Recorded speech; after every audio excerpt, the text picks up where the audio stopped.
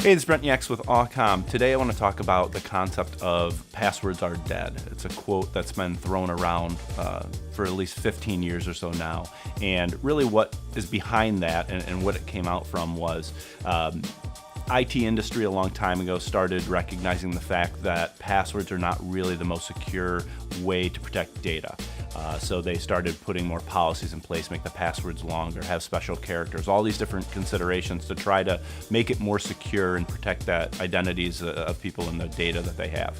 And over time, what's happened is more people have agreed with that concept. So it's kind of coming out of the IT realm and it's coming into real life where financial institutions are saying it, where the government now putting some programs in place to educate people on the fact that passwords aren't really the safest to protect your data. And this movement's kind of turning into what's the next method of authentication? What are we going to do if we don't have passwords? How are we going to protect our data and our identity?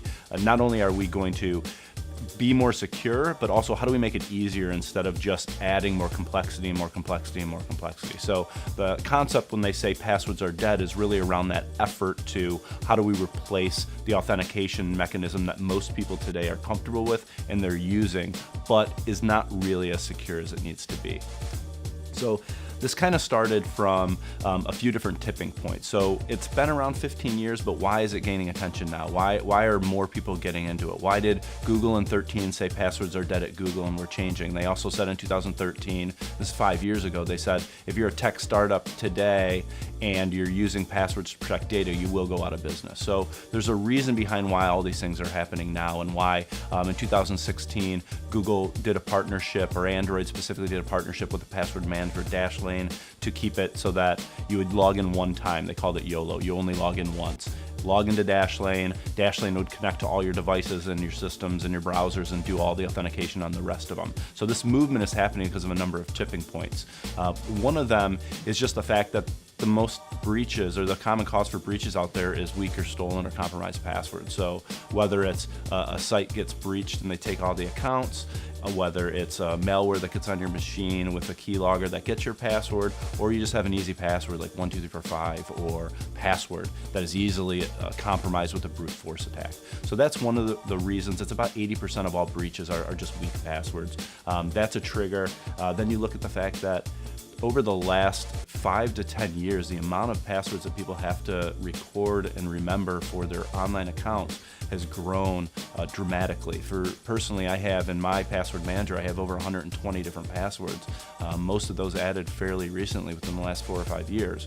So that number keeps going up, and it's unrealistic really for anybody to manage that amount of passwords. So either you have a system like a password manager, but it still doesn't mitigate the risk of passwords still being somewhat the primary cause for all these breaches. It just makes it easier for the user, not really a better solution. Then you also have the fact that the studies come out and say that most transactions that are going to happen, financial transactions that are going to happen in the coming years, will all be done on smart devices. So everyone's going to use their phones or their tablets to conduct all their bank operations, their stock executions. All of the things around their financial lives will be done on a mobile device. So the financial industry also thinks passwords aren't secure. So that's a driver of this as well. And then finally, we have kind of infrastructures in place finally. So we have about 326 million people in the United States. Of that, if you weed out kind of the ones that are too young to really have passwords or need to manage those passwords, and maybe the ones that are probably a little bit older where they either don't have the capability to or they don't have the need to address passwords in an online environment, when you take all those out, we're really around 240, 250 million people, 225 of which already have smartphones. So the infrastructure is in place to be able to roll out a new authentication system based on smartphones that have biometric either sensors or software capabilities. It's already there. So when you put all those things into consideration, or take all those things into consideration, what we realize is that we have all of the want to change, we have kind of the need to change, we have the infrastructure to be able to handle a change.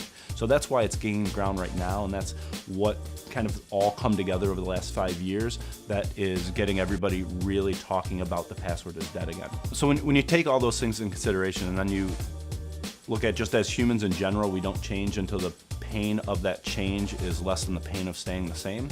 So Now the pain of staying the same, our accounts getting hacked, the fact that if somebody takes over a digital identity, that can be devastating now, that can ruin your life. That pain is real now for everybody. So the cost of change doesn't seem to be as big. So those all together are really what's driving this. Now, what we think we're gonna see over the next few years, and probably a 3 to 4, maybe 5-year span, the new authentication mechanism is most likely going to be a combination of a couple things. It'll be you only log in once type of a system where I can verify my identity, and then there's an open set of standards with all of the software companies out there and apps out there that adhere to that. So when I authenticate with my session, I can then access all of my applications without having to re-authenticate. So that's probably going to be one component. And then the other component is going to be more of a push style verification. So I'll go to a site or I'll go to my financial institution, authenticate, it'll come back to a personal device, a smartphone of mine, where I'll have a biometric verification, either looking at it and having the software recognize your eyes, or having a thumbprint sensor or fingerprint sensor on your phone where it can verify that way. So one of those authentication, biometric authentication mechanisms on your phone from a push, and then the combination of you only log in once technology and standardization out there in the industry. And we think within the next 4 to 5 years, which means for implementing that system, doing education, rolling out change within companies, you really should start looking at it in the next year or two. And we did a lot more on our blog. We have a little more information for you. We have some tools.